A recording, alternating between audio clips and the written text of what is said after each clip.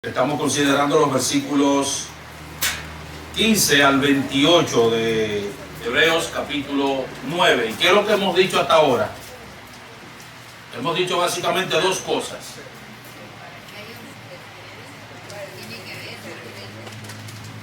¿Qué hemos dicho hasta ahora?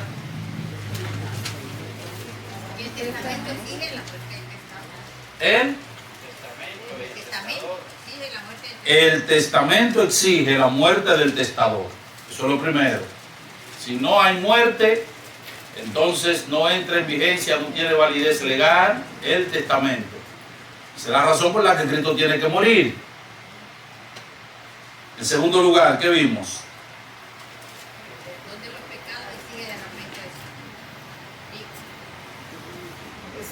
Que Dios es inmortal, pero manda a su Hijo para que se cumpla el pacto.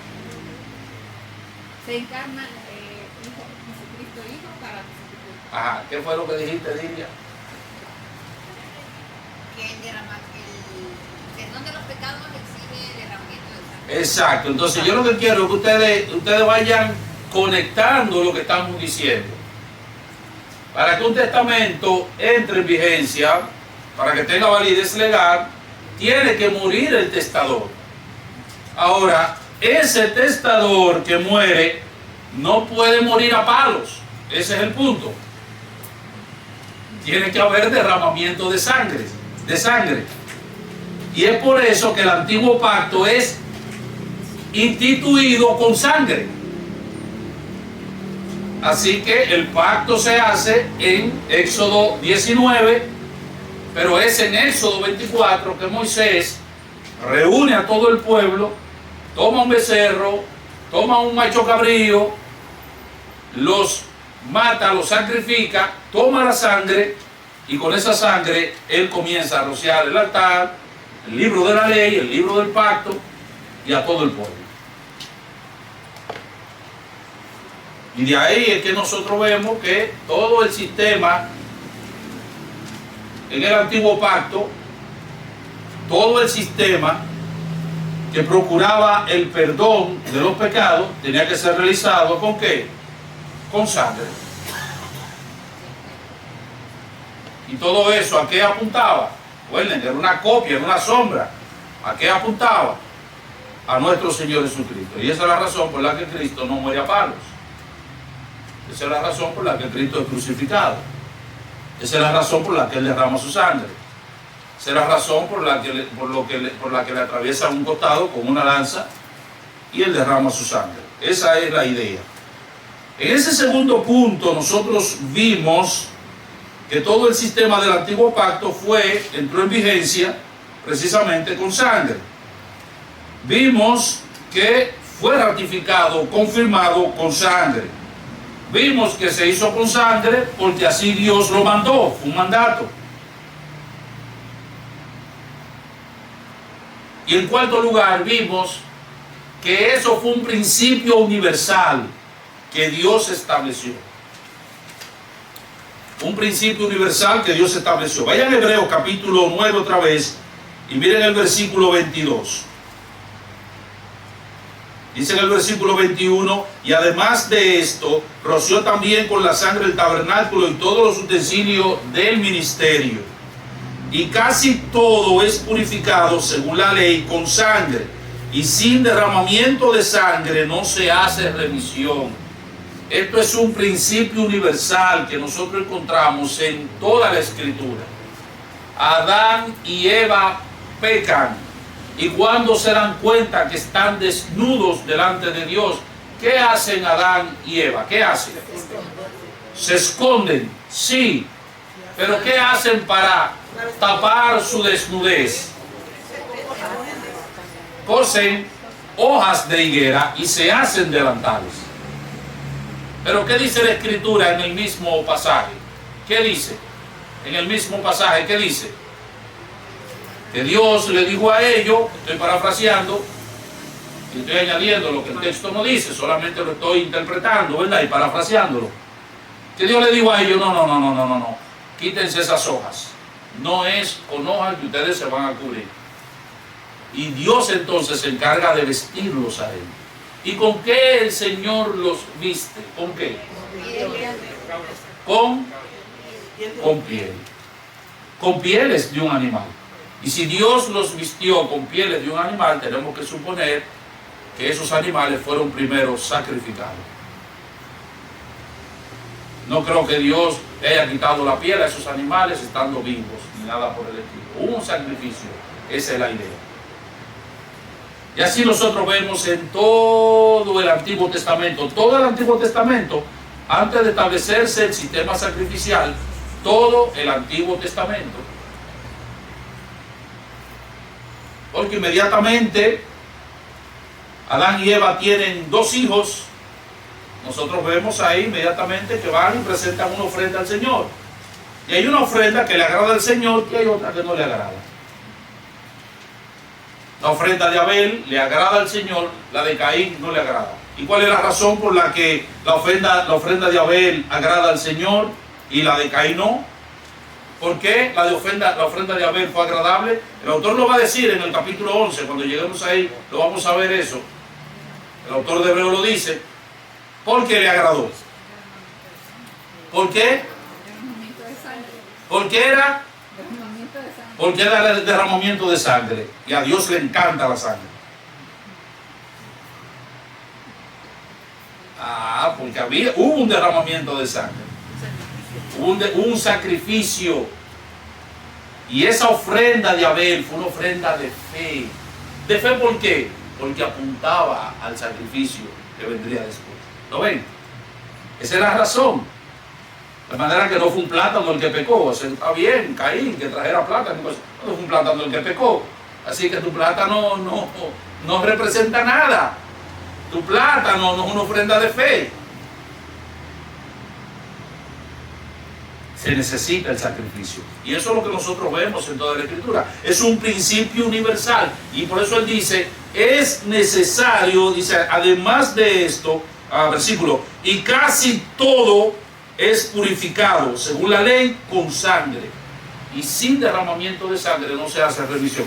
Ahora, ¿por qué el autor dice, y casi todo?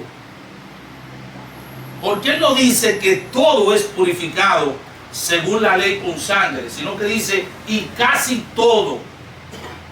¿Qué no era purificado con sangre en la ley? ¿Saben por qué el autor dice y casi todo?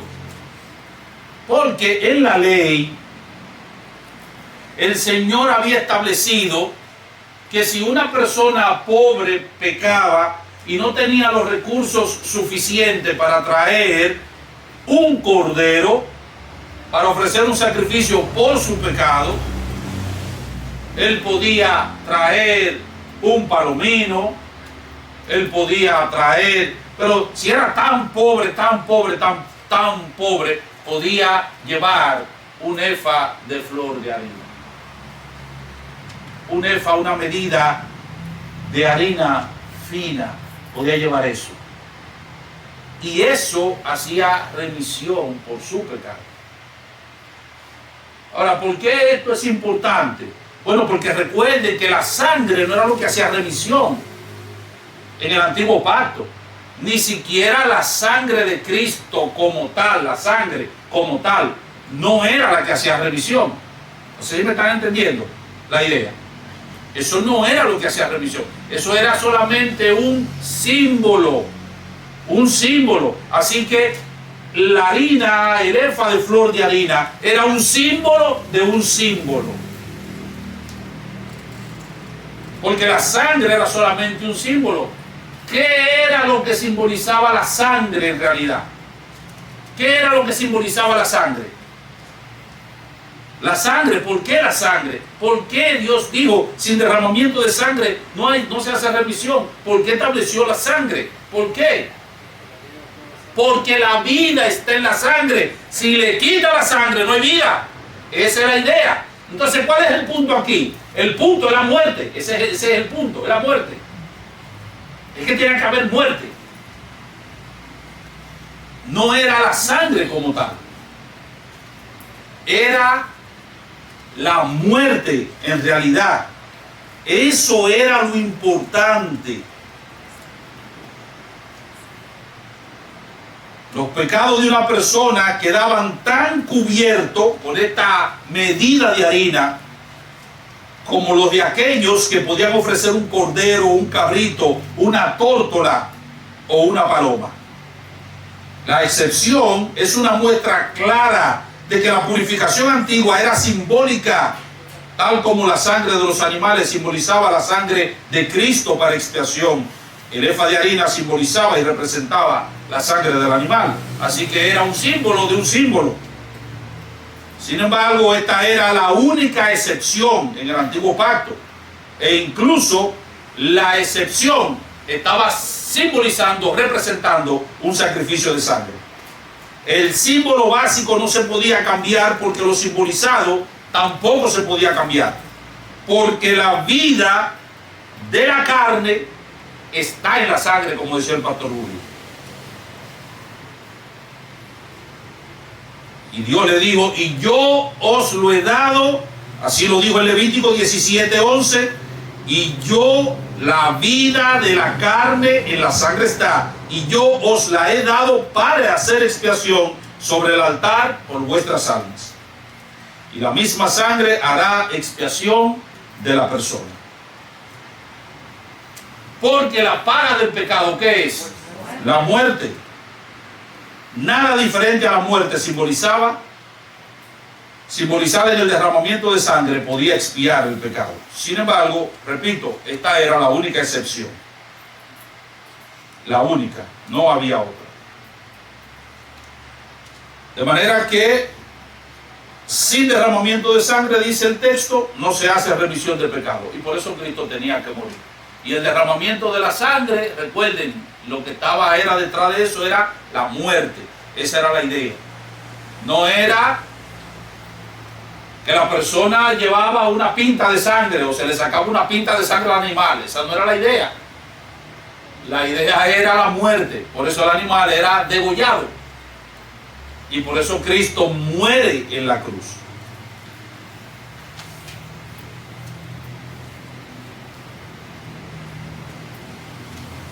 Así que hemos visto, en primer lugar, que para que un testamento entre en vigencia era necesaria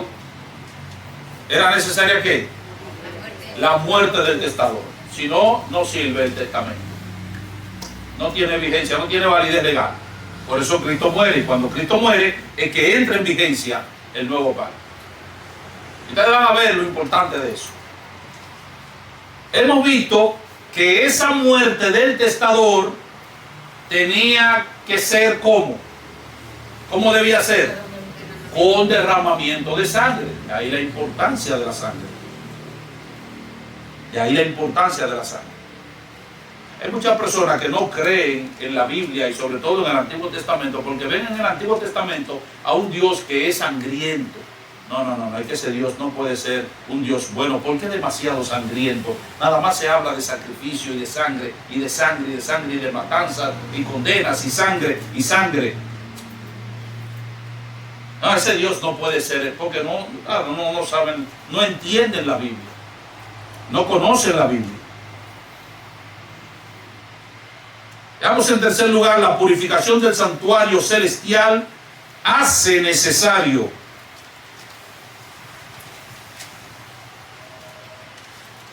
un mejor sacrificio. La purificación del santuario celestial hace necesario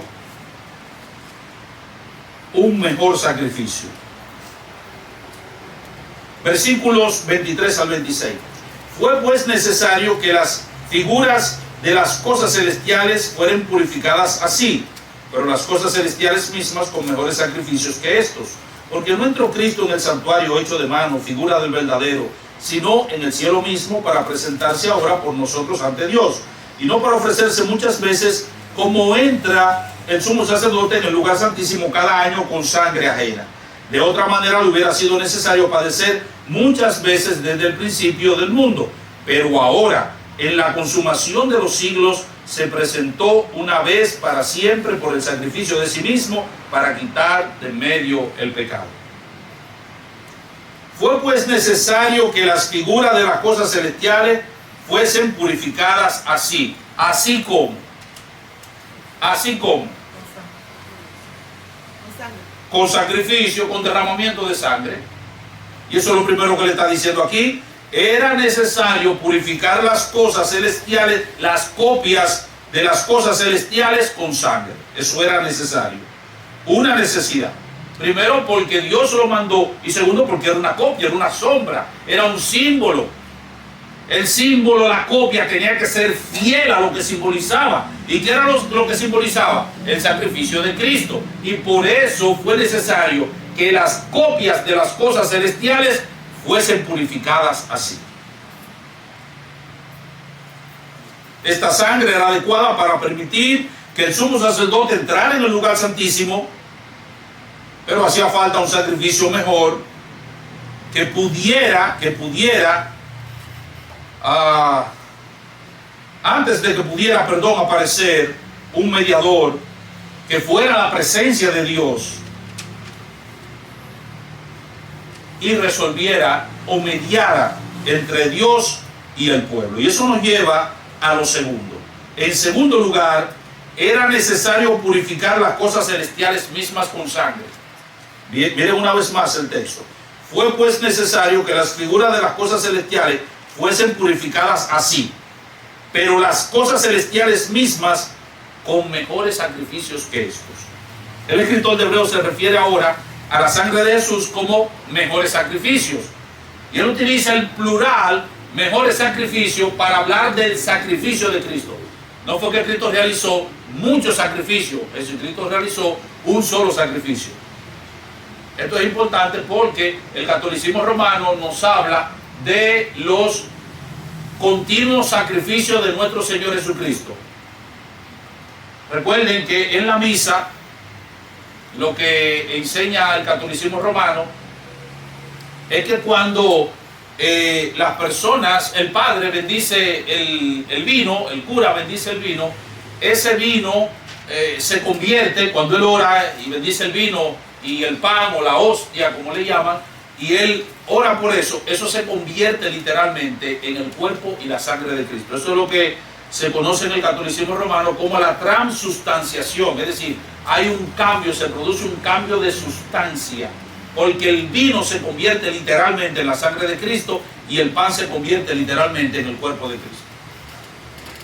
Y entonces hay un sacrificio continuo de Jesús en la misa, porque cuando las personas participan en la misa y comen el pan, claro, el vino no se lo dan a los feligreses, solamente se lo toma el cura, y entonces los pecados de ellos son perdonados. Y ahí se produce un sacrificio continuo de nuestro Señor Jesucristo, y así le llaman, ¿verdad? El sacrificio continuo de Jesús. Los adventistas enseñan, por ejemplo, de la expiación incompleta. Y ellos dicen, los adventistas del séptimo día, que para algunos evangélicos ellos son sus hermanos, y ellos creen que el problema radica únicamente en el sábado. Y dicen, no, el problema es que ellos guardan el sábado y nosotros no, pero son mis hermanos, No, es una secta falsa, tienen que saberlo, ¿eh? El adventismo del séptimo día es una secta falsa. Y ellos enseñan, ellos tienen una doctrina que se llama la expiación incompleta. El fundador de la secta, en un momento determinado, predijo el advenimiento de Jesús. Por eso se llaman adventistas. La palabra adventista viene de adviento, advenimiento, la segunda venida de Cristo. Y él predijo la segunda venida de Cristo. Eso un poco antes de mediados del siglo pasado, en 1844 de manera específica. No tengo el día ni tengo en la mente el mes, pero él predijo la fecha, creo que para agosto, por ahí, no recuerdo, 1844. Y él predijo que Cristo vendría en una revelación, una supuesta revelación, porque creen en eso, en revelación y ese tipo de cosas y todo lo demás. Y sus libros sagrados, tienen unos libros sagrados que lo ponen al mismo nivel que la Biblia.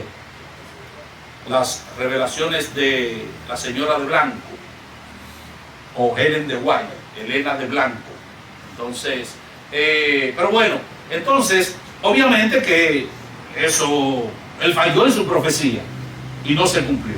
Él puso otra fecha, y yo no, lo que pasa es que me equivoqué en el calendario y puso otra fecha. Y la gente comenzó a vender la propiedad y a regalarla, porque vaya, viene Cristo. Tampoco apareció, falló. Él murió, mucha gente se decepcionó se desilusionó, abandonó la secta. Entonces luego apareció esta muchacha, Ellen G. White, y ella dijo entonces que él no se había equivocado en su predicción, que en realidad Cristo vino.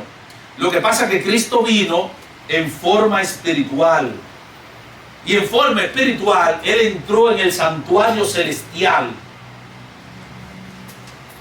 Oh, señorita de blanco, ¿y para qué entró Cristo en el santuario celestial? Oh, para completar la obra que Él había dejado inconclusa cuando Él vino en su primera venida. Así que Él está en el santuario celestial completando lo que no terminó cuando Él vino.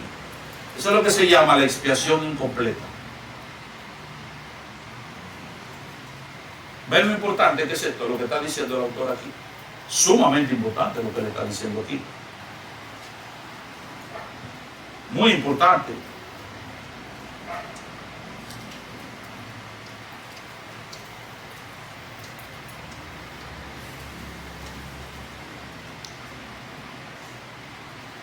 Él dice que Jesús entró en el santuario celestial para purificar las cosas celestiales mismas. Y cuando Él dice mejores sacrificios, es haciendo referencia al único sacrificio de Jesús. ¿Y cómo lo sabemos? Bueno, noten el texto. El plural sacrificios no significa que Cristo realizó muchos sacrificios. No. Sino que representa al singular sangre de Cristo. Mírenlo una vez más. Fue pues necesario que las figuras de las cosas celestiales fuesen purificadas así, pero las cosas celestiales mismas con mejores sacrificios que estos. Porque no entró Cristo en el santuario hecho de mano, figura del verdadero, sino en el cielo mismo, para presentarse ahora por nosotros ante Dios. Él está hablando de un sacrificio, y casi todo es purificado según la ley con sangre, y sin derramamiento de sangre no se hace remisión. La sangre. Ven, no con sangres, y casi todo es purificado según la ley con sangre, y sin derramamiento de sangre no se hace remisión. Y el adjetivo mejores señala la diferencia entre las cosas terrenales y las cosas celestiales. Es decir, la sangre de animales purificaba el tabernáculo y todo lo que había en él, a fin de que el sumo sacerdote pudiera entrar en el lugar santísimo. Pero la sangre de Cristo purificaba las cosas celestiales para que Él pueda entrar en el cielo y estar ante Dios. Ahora bien, si el santuario celestial no es de esta creación y no está contaminado por el pecado, porque de hecho el santuario celestial es el mismo cielo, ¿cómo es entonces que Cristo lo purificó? ¿Qué necesidad tenía de ser purificado? Porque claro, entendemos que las cosas terrenales, el tabernáculo, el mobiliario, los sacerdotes, la gente, tenían que ser purificados, y eso lo entendemos, que fueran purificados con sangre. Pero que Cristo entró en el cielo y purificó el cielo con sangre. ¿Qué significa eso? ¿Qué es lo que el autor está diciendo aquí? ¿Qué es lo que le está diciendo? Bueno, para responder esto debemos entender que el santuario celestial es el mismo cielo y que el cielo es el lugar donde Dios mora con su pueblo. Eso lo dice en el versículo 24, porque no entró Cristo en el santuario hecho de mano, figura del verdadero, sino ¿dónde? En el cielo mismo. Y el cielo es el lugar donde Dios mora con su pueblo. Eso es lo que él está diciendo. El cielo llegó a ser un santuario para el pueblo de Dios solo cuando la sangre de Cristo fue derramada en la cruz a favor de ellos. La sangre de Cristo vino a ser entonces el fundamento de su entrada al cielo. Eso es lo que el autor está diciendo. No fue que Cristo fue al cielo y se llevó allá un galón lleno de sangre o una vasija con sangre y comenzó a rociar el cielo para purificarlo. Eso no es lo que él está diciendo. No. Lo que él está diciendo es que el cielo llegó a ser el santuario para el pueblo de Dios cuando la sangre de Cristo fue derramada en la cruz a favor de ellos. Y la sangre de Cristo entonces vino a ser el fundamento de su entrada al cielo. Es decir, ¿cómo nosotros podemos entrar al cielo? ¿Cómo podemos entrar al cielo? A través de la sangre de Cristo. No hay otra manera de entrar al cielo. Es por eso que cuando Él muere en la cruz del Calvario, el velo del templo se rasga por la mitad y hay un simbolismo ahí. ¿Cuál es el simbolismo? Ahora, con mi muerte, por el derramamiento de mi sangre, ustedes ahora tienen acceso directo a la entrada, tienen acceso directo a la presencia de Dios. Recuerden, el lugar santísimo representaba la presencia de Dios. Ahora ustedes pueden entrar. Yo he purificado el asunto para que ustedes ahora puedan entrar. En tercer lugar, las razones que demuestran la necesidad de la purificación del santuario. Número uno, Jesús no entró en el santuario terrenal porque ese santuario era una copia del verdadero. Él no entró ahí. Y el autor lo dice. Y aunque Dios hizo que el velo del templo se rasgara de arriba hacia abajo al morir Jesús, Jesús nunca entró en ese santuario hecho por hombre. De hecho, ni siquiera cuando estaba en la tierra. Él no entró, nunca entró. Al lugar santísimo, nunca pisó ese lugar. Así que cuando el autor hablaba de mejores sacrificios, él estaba haciendo una comparación entre los sacrificios de animales y la sangre de nuestro Señor Jesucristo. Número dos, Jesús entró en el cielo mismo para presentarse ante Dios como un mediador nuestro. Versículo 24, porque no entró Cristo en el santuario hecho de mano, figura del verdadero, sino en el cielo mismo para presentarse ahora por nosotros ante Dios. Él entró en el cielo como un sacerdote para representarnos ante la presencia de Dios. Cristo está siempre en la presencia de Dios y siempre en la presencia de Dios Él está intercediendo por nosotros. Siempre. Ese es su trabajo. Número 3. Jesús no entró en el cielo para ofrecerse muchas veces como sacrificio por el pecado. Versículo 25 y 26. Y no para ofrecerse muchas veces como entra el sumo sacerdote en el lugar santísimo cada año con sangre ajena. De otra manera le hubiera sido necesario padecer muchas veces desde el principio del mundo. Él no entró en el cielo para ofrecerse muchas veces, como hacía el sumo sacerdote en el lugar santísimo, cada año con sangre ajena. Porque si hubiese sido así, entonces hubiese tenido que hacer eso desde el principio del mundo, desde que Adán pecó.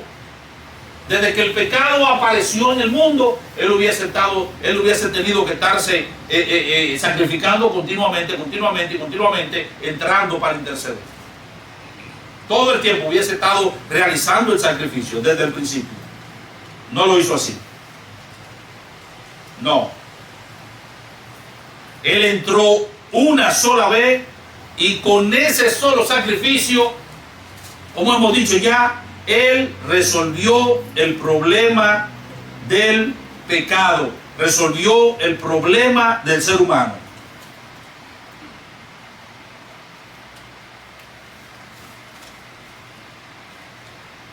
Así que ahora su sacrificio es retroactivo. ¿Cómo se salvaba la gente en el Antiguo Testamento? Es la pregunta que muchos se hacen. Oh, la gente se salvaba por la ley, sáquese eso de la cabeza. La gente se salvaba por el sacrificio de Cristo. Lo que pasa es que cuando... ¿Cómo así, pastor? Pero Cristo no se había sacrificado todavía. Cristo no había muerto. Sí, lo que pasa es que su sacrificio tiene un efecto retroactivo. Porque todos los que se salvaron en el Antiguo Testamento se salvaron mirando a Cristo por la fe. ¿Lo ven? Y cuando Cristo muere en la cruz, todos los del Antiguo Testamento son salvos, pero son salvos en Cristo, en ese sacrificio. Y su sacrificio tiene una aplicación retroactiva. Salva lo del Antiguo Testamento y salva lo del Nuevo Testamento. Eso es lo que él hace.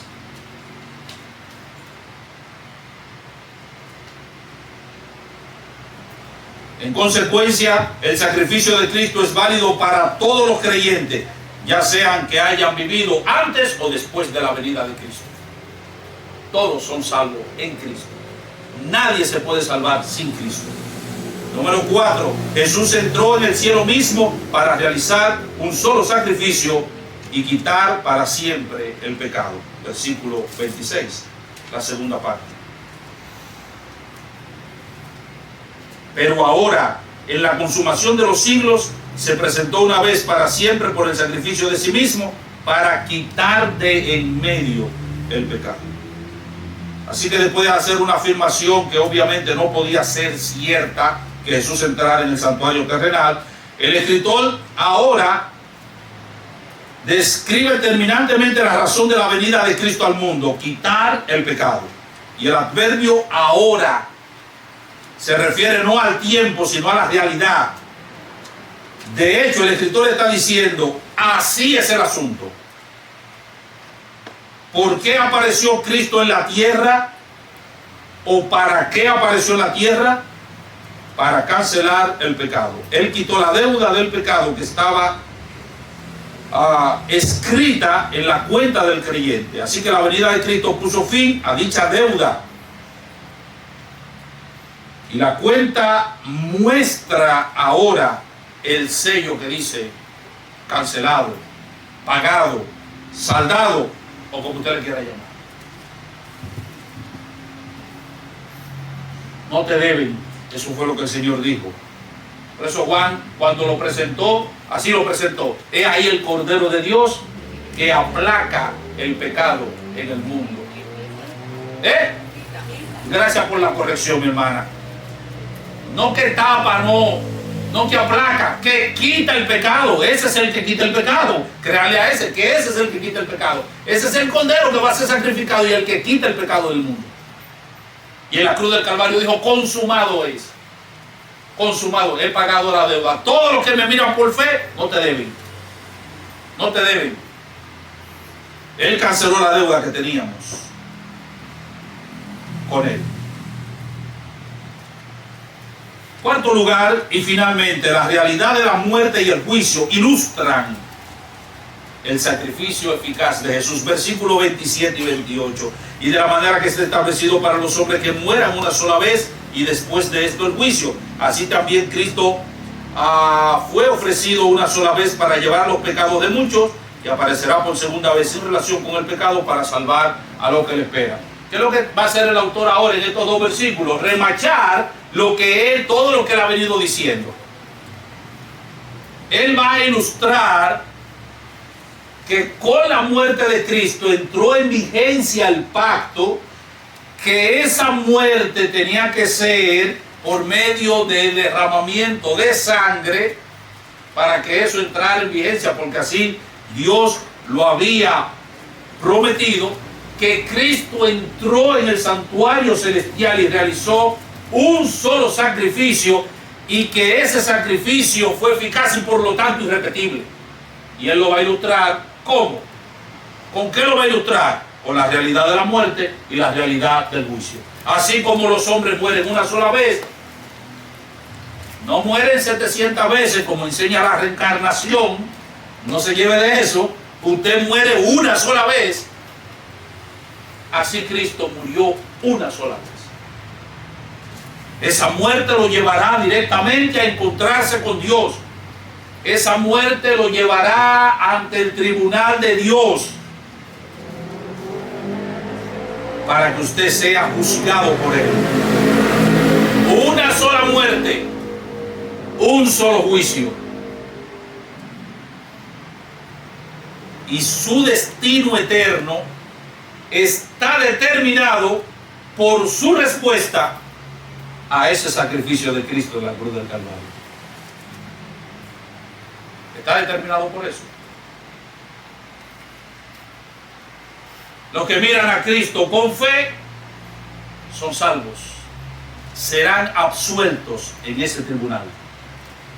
todos aquellos que les rechacen serán condenados.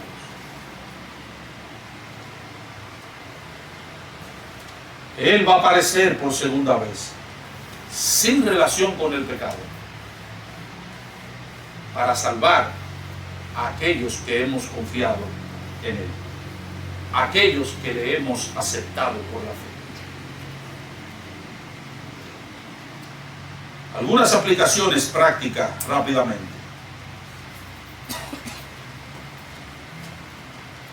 Amado hermano de la iglesia, deja de vivir como si la sangre de Cristo fuera insuficiente para ti.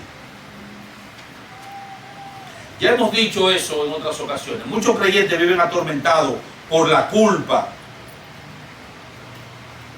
Pecados que ya han confesado al Señor, se han arrepentido, creen que el Señor no lo puede salvar. Actúan como si el sacrificio de Cristo hubiera sido parcial, como si no hubiera sido perfecto, como si no hubiera sido total. Pero Hebreos nos dice a nosotros, no hay razón para que nosotros vivamos con un sentimiento de culpa. Nuestros pecados fueron perdonados. Y debemos vivir nosotros confiados, debemos vivir nosotros tranquilos.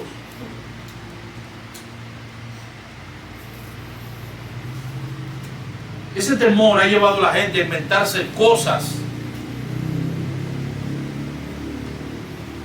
Hermanos, ¿por qué nosotros debemos tener temor de presentarnos delante de Dios en ese tribunal? ¿Por qué?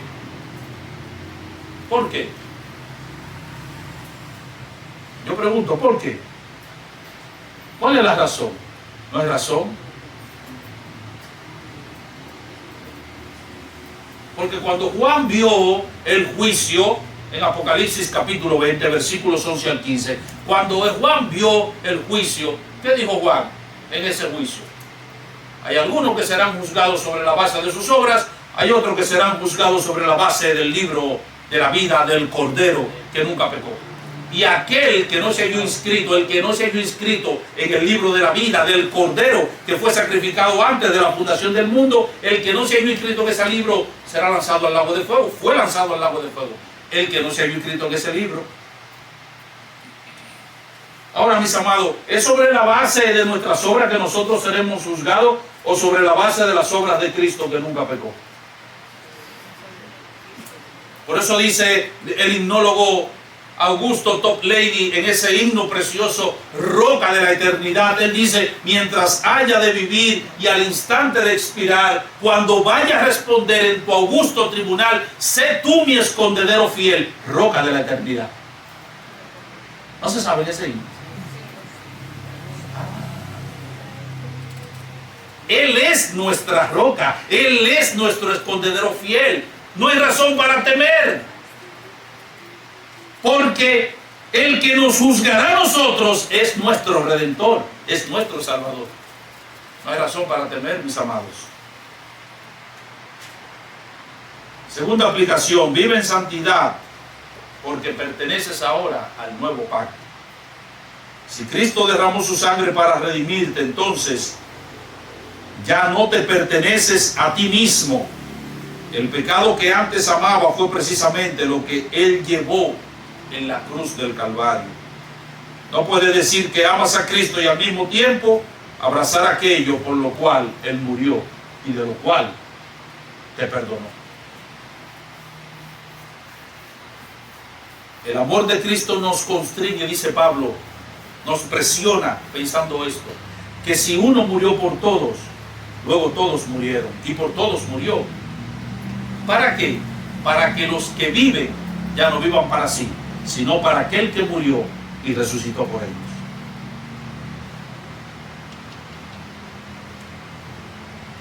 Finalmente, vive con urgencia evangelística. Hebreo capítulo 9 termina hablando del juicio. Esto significa que nuestros familiares, que nuestros amigos, que nuestros vecinos, que nuestros compañeros de trabajo, que nuestros compañeros de estudio se dirigen hacia una eternidad. Eso es real. La muerte es una realidad. Está establecido, determinado para los hombres que mueran una sola vez. y después de esto el juicio.